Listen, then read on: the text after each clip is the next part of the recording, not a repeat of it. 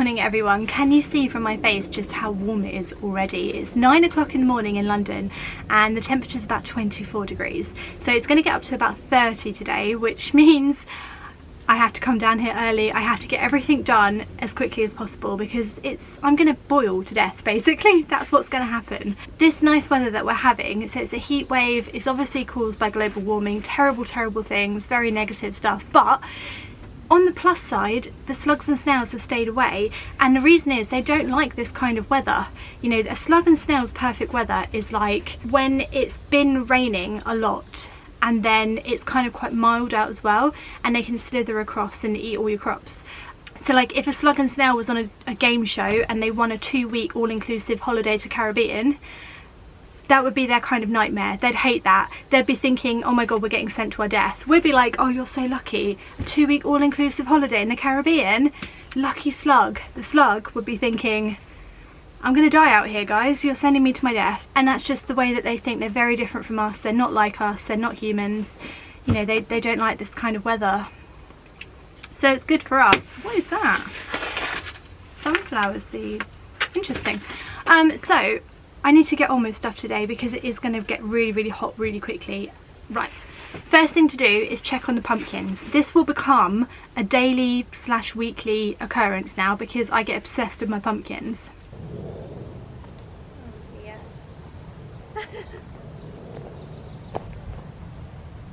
Now good news guys, this is the pumpkin that I turned around because he was facing the wrong way and he wasn't facing towards the archway, and if he's facing the other way and you try and twist him round, the chances are he's going to snap and die. Now that leaf is obviously dead, so we're going to take that off, but you can see he's a really nice dark green. He's definitely got new growth and he's got little tendrils that, oh look, of course my camera is not going to focus on it, but if you can see through the blurriness, the tendril has started to cling on. It's clinging on. This is excellent news. This means, oh god, this means that not only is the plant doing like it's still alive, it's doing really well. It's sending off more tendrils, it's going to cling on. Fantastic, amazing, brilliant. This one here, absolutely fine. And then what else did I plant out? Oh yeah, I got my little French beans. They're doing really well as well. Apparently these don't grow very tall. I didn't know that.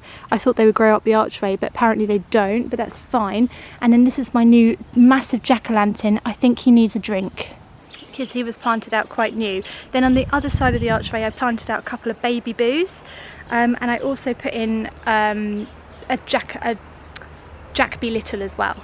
This is one of the new baby boos. Yeah, he looks really good. He looks a lot healthier now that he's out here, doesn't he? Yeah, he looks fantastic. The only thing is he's got to climb a bit bigger to be able to reach the chicken wire there, but that's fine. This one's doing okay. He's probably not the best, but he is alive. It's always a good indicator of a healthy plant, the darker green the leaves are. So the darker green they are, the healthier the plant is and sort of doing. And the leaves are very nice and dark green. If they were all like this, you know, I'd be worried because that's sort of yellowy and dying, but they're not. They're a nice dark vibrant green.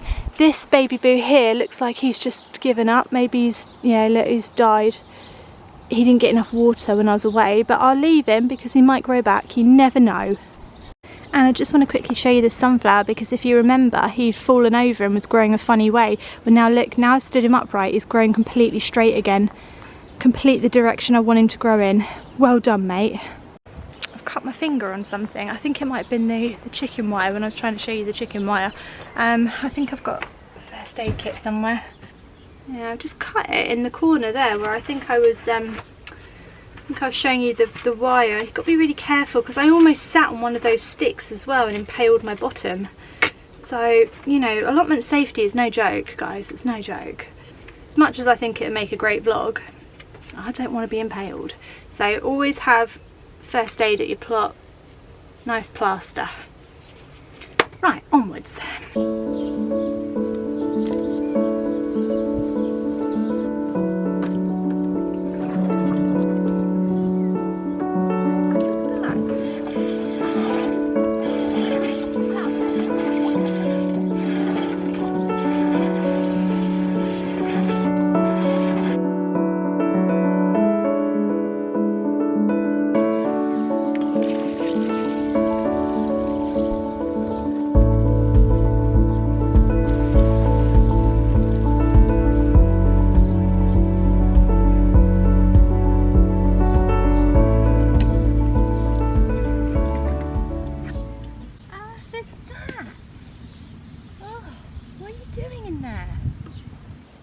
There's a snail literally sitting in my blooming watering can. Look at this absolute joker. How are you going to get out then, huh? You haven't thought this through, have you? Well, how am I supposed to get you out? Any tips for getting snails out the top of a watering can, anyone? No, I'm just going to have to be the one to figure it out, am I? Oh, I don't want you to go back. Well, actually, maybe that's a good idea. Maybe you should go back in. Oh, God. You're swimming now. Swimming snail. Oh, you're so horrible. I hate you. Oh, it's slimy. Oh God, it's so fucking slimy and disgusting. I just don't want to touch him. I know you're drowning. Oh, God. Just because I like gardening doesn't mean I can handle all of the critters and the creatures in the garden. Snails, slugs, ugh, disgusting. Spiders, terrifying. Earwigs, horrendous. Thing is, I feel bad for him now because he's obviously had a really, you know, tough morning. This is, you know, the definition of a tough morning. I feel bad now. Maybe I should find you something to eat. Hang on. Oh God. Such a sucker for this kind of thing, you know. I just feel bad now. I just feel really guilty and horrible and horrendous. I just feel like I'm going to give him something to eat now. Oh, I'm just going to do it. I know I am. Oh no, dropped him. Come on, come and eat something in here. Oh my God, what can I give you to eat? Right, you can eat this. You've got a mate already on there, so I mean you might as well. You might as well enjoy the party. Are you going to come onto there? Yeah. Yeah, I mean your mate's already there, he's already munching, he's literally munching the leaf right now, so you might as well, you know, you might as well have a bit of a munch as well. There they are. He's like, alright mate, yeah I'm alright. You won't believe what happened to me this morning. What? Got stuck in a watering can, didn't I? No, you're joking. Fascinating snails, aren't they? I could watch them all day. Right, so they're going to eat that cauliflower now. Bye cauliflower, it's nice knowing you. Probably you'll think I'm crazy for doing that, but I just can't leave him to die. I mean, he went through an ordeal, you know, that's trauma, that was. Right, next job of the day. I think what I need to do is sort out my pond because it is getting a little bit overgrown. It's also getting a little bit empty. Now, if you've got a wildlife pond at this time of year, it's really important to keep it topped up because it can dry out really quick. And if you do have any frogs or creatures in there, they'll die too. So here's the pond. This is what it's looking like. I think it just needs a little bit of TLC, a little bit of a clear out. I don't know what that is. That feels like a weed. Oh no, it's not. That's an actual plant that I've actually planted. What on earth is it? What are you? How dare you be in my pond without my permission? Yeah, I need to sort this out.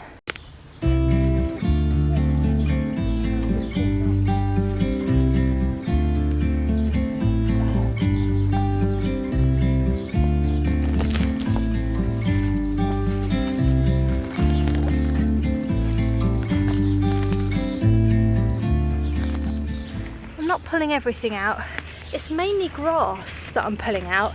I don't like grass growing around my pond because it's very invasive and it blocks everything out. Like all the other plants just struggle because of grass.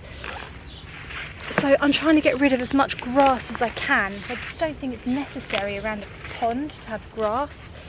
I want to have plants and flowers. I mean, I know grass is technically a plant, but it's not really a plant, is it? Grass. It's not really a plant. I don't know what it is. It's a different species altogether, grass. Probably my least favourite green organism. So then in the pond it just looks a bit messy. Yeah, there's quite a lot of pondweed, so we'll get the pondweed out. Oh no, that's not pondweed, that's the thing I actually put in. That's pondweed. That slippery, slimy snot stuff, that's pondweed. I'm just going to leave it around the pond so the creatures can crawl back in, and not that there's any bleeding creatures in here, but you know, if there was a creature in here, I'll be doing him a favour. I don't think this is a plant, I think this is a weed that's grown in the plant pot. I'm going to get rid of this one, I don't like him. I just don't like you, mate. I want you gone. I just don't like you. Oh God, he's being such a baby about it. There you are. Oh, pond weed. So yucky.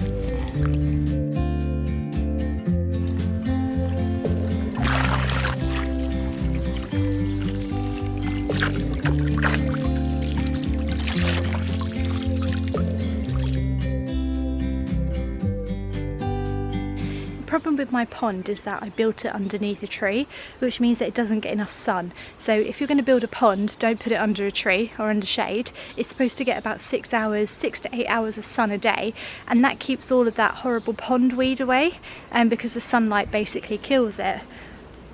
I built mine under a tree and it stayed here the whole time, so it's almost constantly under the shade. But at the same time, it's quite good for creatures in this weather because obviously it's nice and shady for them, and they can just come and have a nice bath, or I don't know, drink whatever else they do in water. I've got quite a lot of planting around my pond, which makes it quite good for creatures like frogs to hide in. Not that there are any frogs. I've never seen a frog in the pond, but there we go. And then I've got these bricks and these like sticks at the end, which creatures can walk in and out of. I've also got lily pads, which I'm assuming, I mean, according to Disney films, frogs like to sit on those. I haven't seen a frog sitting on them, but apparently they do that according to Disney. But yeah, it's a nice pond. I am very, very proud of it. I just think it was just built in the wrong place. But it's here now, so I do my best to look after it. And to be honest, because it's under this lovely tree, the birds come down quite a lot and bath in it and drink from it, which is quite nice, to be honest. So they all know it's there now. I don't want to move it because when animals know something's there, they kind of come to rely on it, so I don't want to move it. That's my excuse anyway. And I don't want to get rid of this tree. It's such a gorgeous, lovely tree, and you can see all these lovely berries or cherries, whatever they are, they'll turn red and the birds come and eat them, and they absolutely love them, and the tree is just absolutely filled with them. So the tree stays, that's basically what I'm saying. Right, I'm going to finish watering the rest of the plot because it's very hot and it needs a good water.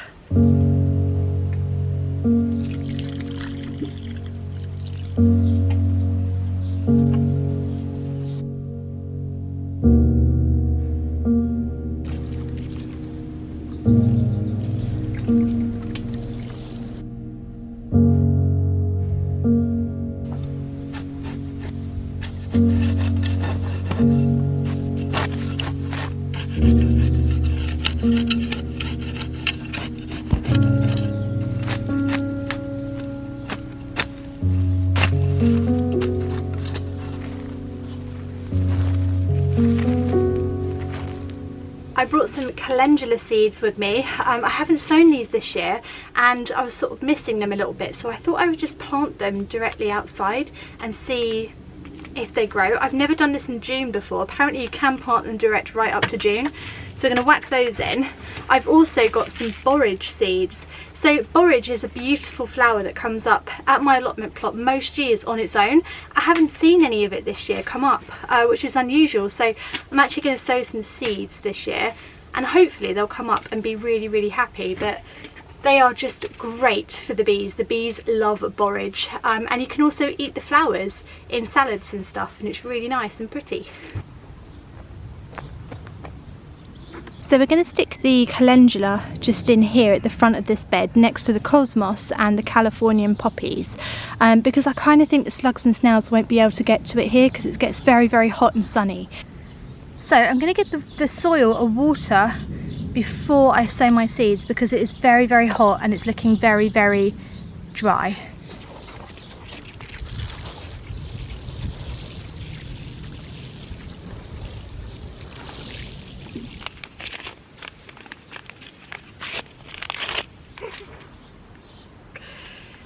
These are the weirdest seeds. Out of all the seeds I've ever sown, calendula seeds are the weirdest. I don't know if you're going to be able to see them on the camera, but they look basically like little worms, like little dried up, shriveled up worms. They're just the weirdest seed. Like, you'd never think that was a seed. You'd think that that was a shriveled up dead worm. That's what they look like. Right, so now we've got this. What we're going to do, we're going to do 2 rows. just in case one row gets eaten. They're going to be quite close together, these rows. There we go. All our little wormies in. Lovely. We give it a bit of a pat down to make sure that there's contact between the seed and the soil, because that's what helps them to grow. And then we're going to give it another water. What did I plant in here? Leave me a comment below if you remember what I planted in this bed. I think it might have been swede. It's all come up. Looks fantastic. This I think is swede that I planted, and I didn't expect any of it to come up, but all the rows have come up, which is amazing. It's only been about 3 days. Mind you, it's a good thing it did come up so quick, because I would have just planted all that borage over the top of it. Oh, I'm terrible for labelling things, I really am. Pretty good. Once again, what we're going to do, that's dead. That's deaded. Right, what we'll do is we'll water it again. These are borage flowers, and what happened was my neighbour, when I first got my allotment plot, he gave me some borage plants and I put them in, and then ever since then they've just come up on their own. But unfortunately they just haven't come up this year, so I'm going to have to sow them. And actually the more the merrier. They are fantastic. Is that a slug? No, that's a rock. That's a very shiny rock that looks like a slug. Right, I think borage seeds are quite like sunflower seeds. I have a feeling they're going to be quite similar. I've never seen them before. Oh no, they're nothing like them. Nothing like them. They're like dead, shriveled up wood lice. Why does every seed look like a dead insect? Is that on purpose? Maybe it's on purpose to stop birds eating them. Maybe birds only like live insects. I don't know the reason for that. Anyway, it doesn't matter, because what we're going to do, I'm going to plant them. We're just going to scatter them around. I don't bleeding know how to sow borage. I don't think you do it in a row. I don't think it matters with borage. No, I really don't. Right, let's put some more in over there.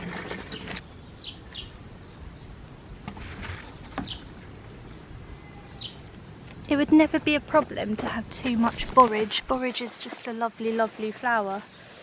So we're sort of going to do it along the edge like that. We're going to do like an L-shaped. I've never sown in an L-shape before.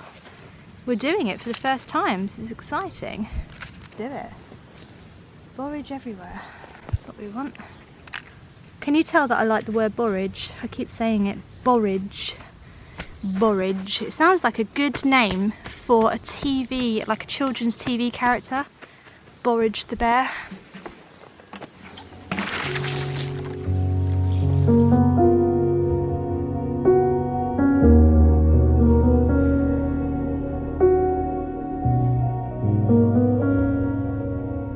So the last thing that I want to do at my allotment today is pick some of those beautiful sweet pea flowers.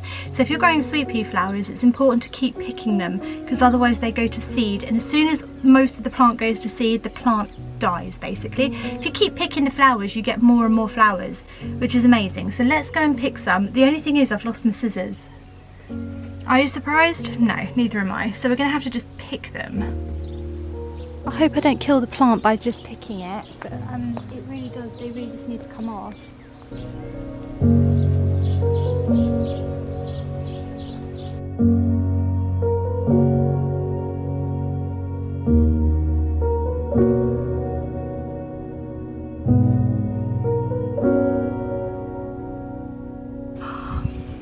Oh my goodness, these are amazing, and look how long the stems are. They're so long, they're way longer than the ones in my garden. Oh, absolutely beautiful. Right, I better get these home quickly and get them into some water. I hope you've enjoyed my vlog today. If you have, do subscribe to my YouTube channel. I will see you again with another video on Wednesday. Thank you for watching, guys. See you Wednesday. Bye.